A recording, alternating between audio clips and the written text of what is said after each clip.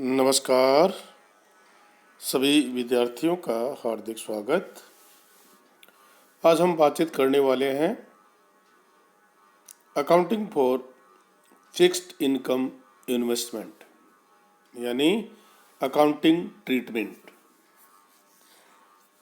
बहुत ही महत्वपूर्ण टॉपिक, विनियोग करने से संबंधित।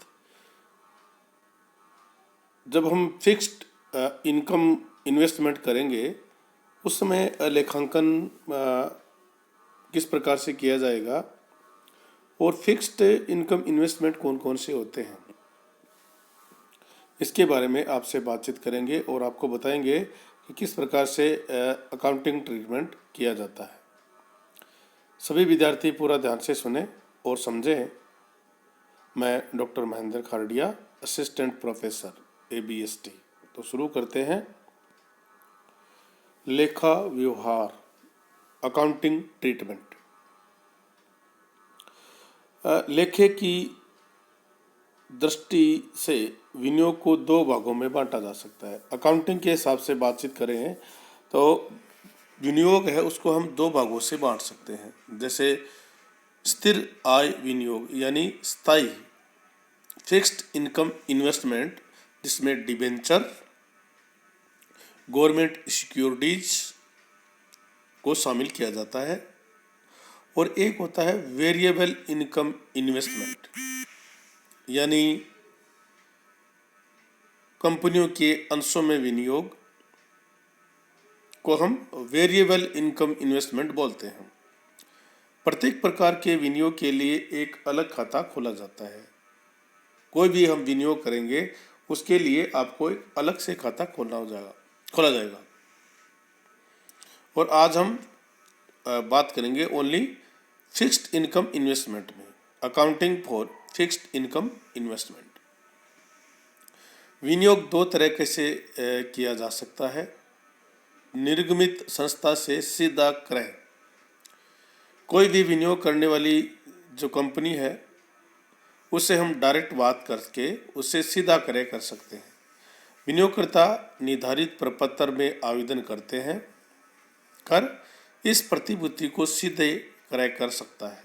विनियोग करता है और विनियोग करना चाहते हैं तो वो जो निर्धारित प्रपत्र है उसके माध्यम से प्रतिभूतियों को सीधा क्रय, डायरेक्ट क्रय परचेज कर सकते हैं। इसका निर्गमन संस्था सममूल्य पर, प्रीमियम पर या डिस्काउंट पर कर सकती है। जिस मूल्य पर इसको निर्गमन संस्था ने किया है वही उस प्रतिभूति के लिए क्रेता की लागत होगी। और दूसरा तरीका है पूंजी बाजार से, स्टॉक मार्केट से क्रय। विनियोगकर्ता प्रतिभूतियों का क्रय पूंजी बाजार से यानी स्टॉक मार्केट से भी क्रय कर सकता है। इसे ब्रोकर के माध्यम से क्रय किया जाता है। ये ब्रोकर यानी दलाल, ब्रोकर इस कार्य के बदले क्रेता और विक्रेता दोनों से क्या लेता है? ब्रोकरेज, दलाली लेता है, जो सामान्यतः क्रय मूल्य या विक्रय मूल्य पर होती है। उसकी एक रेट फिक्स होती है क्रय मूल्य और विक्रय मूल्य पर। इसके अतिरिक्त क्रेता इन प्रतिभूतियों को अपने नाम में हस्तांतरित कराने के लिए मुद्रांक शुल्क भी, सेवा शुल्क भी चुकाता है। सर्विस टैक्स भी उस पर वो चुकाता है। अभी ये प्रत्येक 100 रुपये के क्रय मूल्य पर 50 पैसे है। इस प्रकार प्रतिभूति की लागत और विक्रय मूल्य की गणना हमें किस प्रकार से करेंगे वो हम बताते हैं इस प्रकार से। यानी आपको कॉस्ट ऑफ परचेज की कैलकुलेशन करनी है तो उसका फॉर्मूला क्या है? क्रय मूल्य यानी परचेज प्राइस प्लस ब्रोकरेज, दलाली प्लस सेवा कर और मुद्रांक शुल्क, स्टाम्प ड्यूटी जिसको बोलते हैं। और विक्रय मूल्य करना है तो विक्रय राशि बराबर विक्रय मूल्य माइनस दलाली, ब्रोकरेज, सर्विस टैक्स को हम कर देंगे लेस, और जो अमाउंट आएगा उसे हम विक्रय राशि कहेंगे। सामान्यतः निर्गमित करने वाली संस्था प्रतिभूति पर ब्याज का भुगतान वर्ष में 2 बार करती है। जो निर्गमित करने वाली संस्था है वो प्रतिभूति पर ब्याज का भुगतान वर्ष में 2 बार करती है।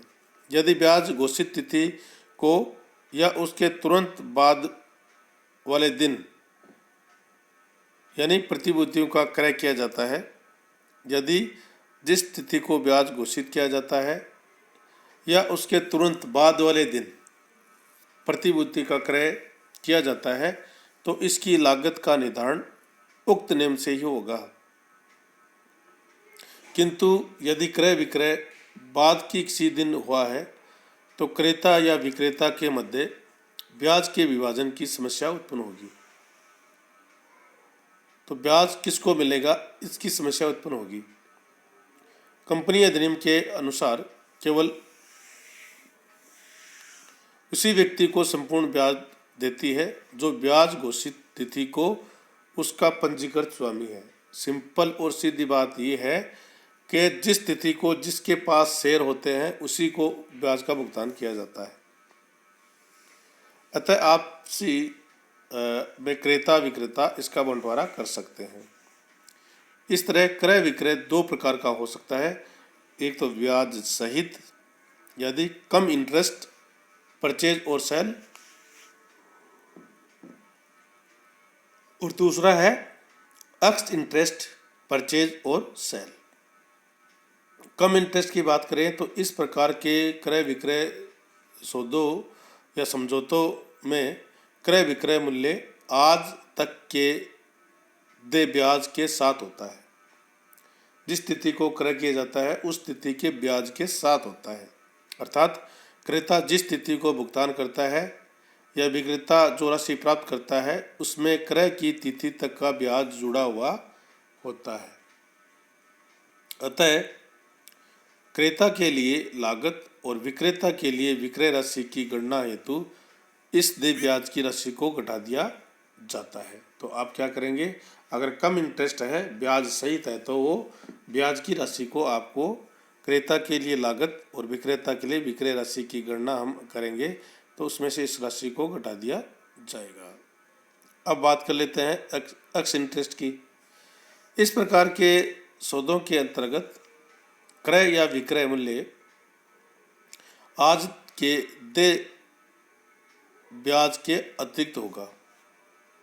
यानी इस प्रकार के सौदे के अंतर्गत क्रय या विक्रय मूल्य आज तक के देय ब्याज के अतिरिक्त होता है।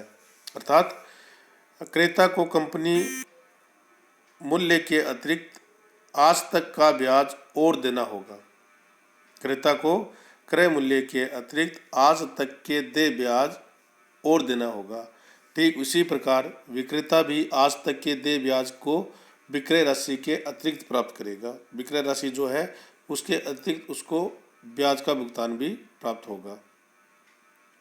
इस प्रकार क्रय की लागत और विक्रय की राशि की गणना करने में ब्याज के लिए किसी प्रकार का समायोजन नहीं किया जाएगा। लेकिन जो नोट करने वाली बात वो है कि यदि प्रश्न में क्रय विक्रय ब्याज सहित या ब्याज नहीं दे रखा है तो इसे हम ब्याज सहित लेन देन मानेंगे। अगर कोई बात दे नहीं रखी है तो हम उसको ब्याज सहित ही मानेंगे। क्रेता की पुस्तकों में जब हम लेखा करेंगे तो एंट्री कौन कौन सी करेंगे। क्रय की तिथि को एंट्री होगी पर्टिकुलर इन्वेस्टमेंट अकाउंट DR वास्तविक लागत से करेंगे, एक्चुअल कॉस्ट से, और इंटरेस्ट अकाउंट जितना क्रय तिथि तक का ब्याज है उससे, और टोटल कर देंगे बैंक, कुल भुगतान उसको कर देंगे। बीइंग परचेज ऑफ इन्वेस्टमेंट, और देय तिथि पर ब्याज जब प्राप्त होगा तो bank account DR to interest, being interest received, ब्याज की पूरी जो राशि प्राप्त होगी उसे हम बैंक को DR कर देंगे और इंटरेस्ट को CR कर देंगे। वर्ष के अंत में ब्याज खाते का शेष हम ट्रांसफर करेंगे प्रॉफिट एंड लॉस अकाउंट में। तो एंट्री क्या होगी, interest account DR to profit and loss account. ये 3 प्रकार की एंट्री हम क्रेता पुस्तकों में करते हैं। अब बात कर लेते हैं विक्रेता पुस्तकों में। तो विक्रेता पुस्तकों में एंट्री क्या होगी? बैंक अकाउंट DR कुल वास्तविक प्राप्त राशि से, टू पर्टिकुलर इन्वेस्टमेंट शुद्ध विक्रय राशि से, और टू इंटरेस्ट ब्याज की राशि से। ये एंट्री करेंगे हम विक्रेता पुस्तकों में।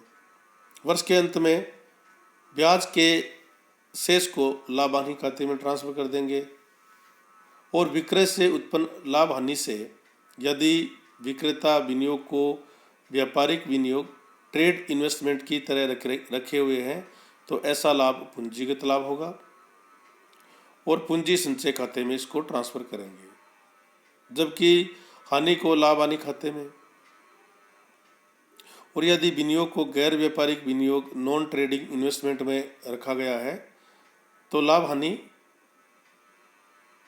या हानि लाभ व हानि खाते में ट्रांसफर की जाएगी। ये आपको ध्यान में रखना है कि ट्रेड इन्वेस्टमेंट के रूप में कर रखा है तो लाभ को पूंजीगत लाभ में, और पूंजीगत लाभ होगा तो उसको पूंजीगत संचय में ट्रांसफर कर देंगे, और हानि होगी तो उसको लाभ हानि खाते में ट्रांसफर करेंगे। इसी प्रकार गैर व्यापारिक विनियोग नॉन ट्रेड इन्वेस्टमेंट है तो उसे लाभ हानि खाते के यदि लाभ है या हानि है तो दोनों प्रकार से लाभ हानि खाते में ट्रांसफर करेंगे।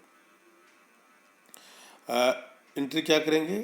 Treated as in trade investment और फिक्स असेट्स पर on transfer of profit particular investment account DR to capital reserve में ट्रांसफर कर देंगे।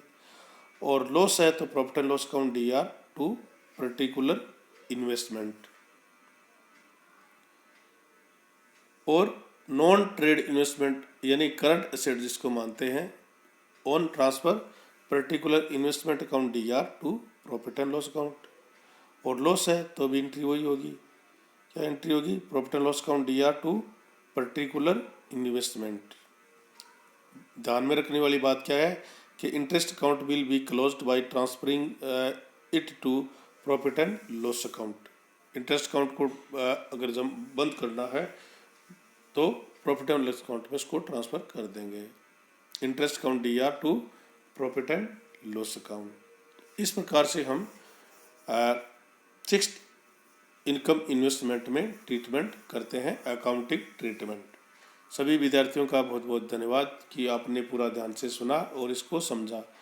और मैं आपसे एक बात रिक्वेस्ट करना चाह रहा हूँ कि आप सभी ज़्यादा से ज़्यादा इसको शेयर करें और ज़्यादा से ज़्यादा इसको देखें ताकि आपको इसका पूरा फ़ायदा मिल सके। सभी विद्यार्थियों का बहुत बहुत धन्यवाद कि आप मेरे वीडियो लाइक कर रहे हैं और इसको ज़्यादा से ज़्यादा देख रहे हैं। थैंक यू, बहुत बहुत धन्यवाद।